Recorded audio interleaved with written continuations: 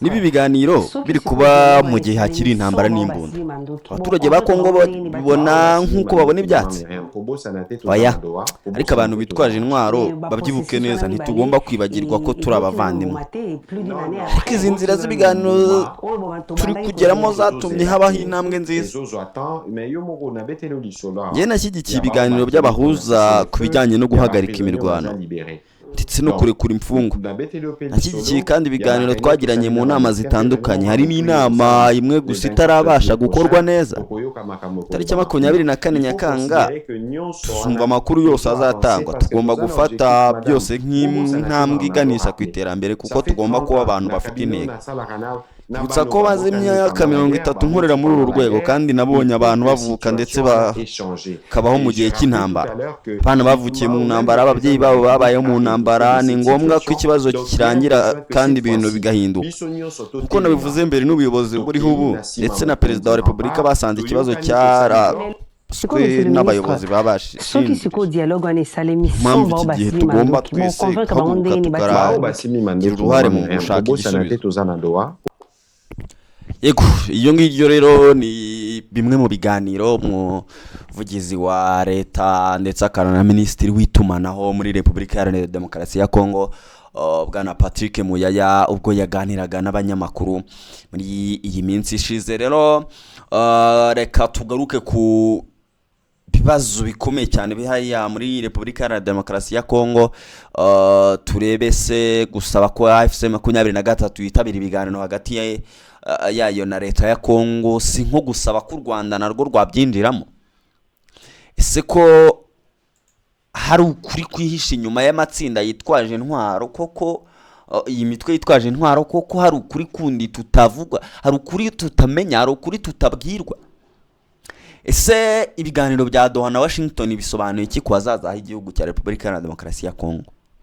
Rero si inkuru isanzwe, ahubwo ni inkuru iribuze no kuba yakubwira byinshi bijyana n'ahazaza h'igihugu cya Repubulika Iharanira Demokarasi ya Kongo. Ngo hayikaze rero tubiganiremo neza cyane. Kanda subscribe, like, share ndetse na comment hano kuri The Quick Times News, ubundi kuvuye mu muzingo bijyanye n'iyi ngingo, ubundi tugende tuganira gake gake, nawe ugende umbwira 5 kuri 5. Reka duhere rero ku byinshi byagiye bigarukwaho. Hari ibyo Perezida w'u Rwanda yavuze, Perezida Paul Kagame, aho yavuze ko kubaho k'u Rwanda bifitanye isano n'ukwa M23. Ayo magambo rero akaba ari amagambo abanyekongo nyine bagenda bagarukaho nyine binyuze muri uyu muvugizi wabo Patrick Muyaya. Niwe wagarutse wavuze ko u Rwanda binyuze muri Perezida Kagame, ngo yavuze ko ngo kubaho kwarwo ngo bifite ngo aho bihuriye ngo no kubaho ngo kwa M23. Ayo ni amagambo ya Patrick Muyaya. Aya magambo ni amagambo afite uburemere bukomeye cyane, kubera ko aragira uburemere bijyanye n'icyo ari gusobanura nyine, kandi arasobanurwa bitewe n'ingingo cyangwa bitewe n'umuntu uri kubisobanukirwa. Icyambere bivuze ko M23 atari umutwe wigenga. Niba ubayeho nk'uko n'u Rwanda rwabayeho icyo gihe, byumvikanisha ko ako kanya exact yuko afite abo bakorana bafite babashyigikiye. Icya kabiri bivuze ko hari umuguzi cyangwa hari ikintu gihuza M23 ndetse n'u Rwanda, hari iyo bond. Ikindi nuko bishobora kuba byasobanurwa ko M23 ikora ibyikora byose bifite aho bihuriye n'inyungu z'u Rwanda. Ibi ngibi rero bikaba ari bimwe bita ngo umwana na papa, ibindi nyine bisobanurwa ko hagati y'u Rwanda na M23 bifite aho bihuriye. Kandi nitujya kureba ku biganiro bigiye bitandukanye, aba bayobozi bo mu Rwanda bagenda bagarukaho ndetse n'ibyo muri Repubulika Iharanira Demokarasi ya Kongo nyine muri M23 bavuga, byumvikana ko ntaho bahuriye. M23 ni umutwe uharanira ubwigenge bw'abaturage bavuga ururimi rw'ikinyarwanda muri Repubulika Iharanira Demokarasi ya Kongo. Bakavuga yuko baharanira amahoro y'abaturage bagenzi babo, kandi abaturage si abanyarwanda, ni abanyekongo. Rero nanone niba ariko bimeze, gusaba ko M23 yakwinjira mu biganiro, ese ntibyaba ari ugutuma cyangwa gutumira n'u Rwanda mu buryo buziguye? Cyane ko nyine bo iyo babisobanura bavuga ko u Rwanda rufite aho ruhuriye na M23. Ubwo gutumira M23 si nko gutumira u Rwanda ariko mu bundi buryo. Icyo nacyo umuntu yakibaza. Ibyago rero byo kwemera ko M23 yaza mu biganiro, reka tubitekereze muri ubu buryo. M23 igenzura bimwe mu bice bya Repubulika Iharanira Demokarasi ya Kongo, ariko rubuze kwibaza uti bigenzura uti. Muri ibyo bice hagiye harimo ubwicanyi, harimo iyicarubozo, harimo guhunga kw'abaturage nyine bijyana nuko bari guhunga ibyo bikorwa bisa naho byangiza uburenganzira bwabo ndetse n'imibereho yabo, hakaba no gusahura imitungo. Ibi byose byagaragajwe muri raporo zitandukanye z'abahanga ba Loni. Nanone ku rundi ruhande M23 ikavuga ko mu bice igenzura ariho hantu hari amahoro ugereranyije naho batari.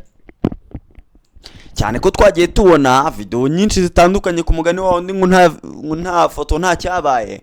Twagiye tubona video nyinshi z'abaturage aho M23 itagenzura, iyo yabaga yahasuye abaturage babaga bishimye bayisaba yuko yahaguma. Rero nanone nkibaza, ni gute umuntu ashobora kuvuga ko aba bantu bagomba kwitabira ibiganiro nk'abandi, kandi twumva ko nyine hari ibyo batumvikanaho na leta? Ese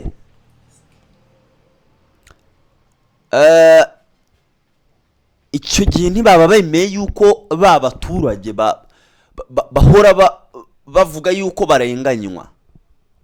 Ntibaba bemeye yuko koko ibyo bavuga ari byo? Ese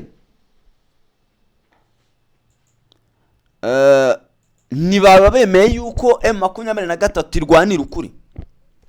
Icyo nacyo ni ikindi kintu umuntu yatekereza. Reka rero tugere kuri ya masezerano ya Doha ndetse na Washington, nayo tugire byinshi turebaho, kuko hari abantu bavuga bati reka M23 yitabira ibiganiro maze turebe icyavamo.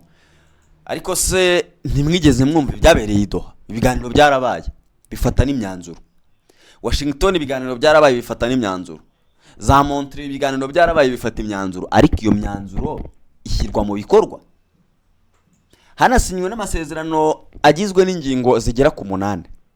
Gusa ku rundi ruhande hari ibiganiro bya Washington bigaruka ku ruhare rw'u Rwanda, ari nabyo biganiro byagiye bifatirwamo n'ibihano, byagiye bituma nyine hagenda hafatwa ibihano kuri bamwe mu bayobozi b'u Rwanda, harimo na bamwe mu basirikari.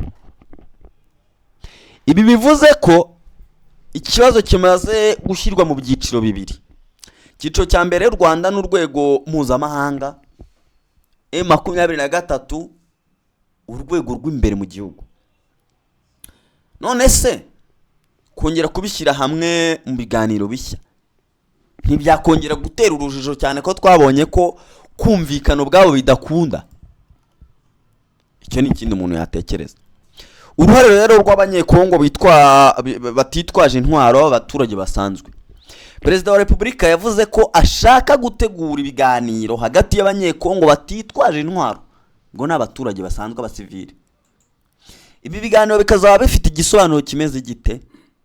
Igisobanuro cyo guha ijambo abaturage, gusubiza ububasha ku baturage, gushaka amahoro aturutse imbere mu gihugu, gusa ibi biganiro bizaba byuzuzanya na Doha na Washington, gusa si no kubusimbura, ni n'uburyo bwo gukumira amacakubiri, kubaka ubumwe no guhagarika byinshi nyine umuntu yagenda agarukaho bisanzwe bifatika, guhagarika umugambi ndetse no yo gucamo igihugu ibice, cyane ko twabibonye ko M23 kugeza kuri ubu ngubu ifite ibiciri kugenzura.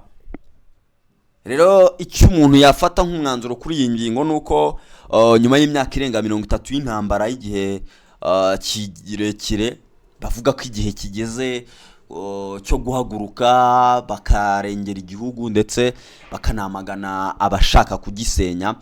Ubutumwa rero ni bumwe, abanyekongo bose bagomba kwishyira hamwe bakarengera ubutaka bwabo ndetse bagashyigikira ubuyobozi bw'igihugu kugira ngo abantu bagende bareba uko gahunda zimeze. Perezida rero wa Repubulika ya Kongo, ubwo ni Perezida Felix Antoine Tshisekedi, agomba kuba urukuta rukingira igihugu, inkingi y'ubusugire bw'igihugu, aho bavuga ko bagomba guhagarika burundu ibikorwa byo guhungabanya igihugu, kurwanya abashaka kugitwara ubutaka ndetse n'umutungo nk'uko bagenda babivuga. Rero iyi nkuru ni imwe mu nyinshi tugenda tubagezaho hano kuri The Quick Times News. Kanda subscribe, like, share ndetse na comment, ubundi utazajya ucikanwa na byinshi tugenda tukugezaho mu burasirazuba bwa Repubulika ya Demokarasi ya Kongo. Intambara updates zose tuba tugenda tuzifite.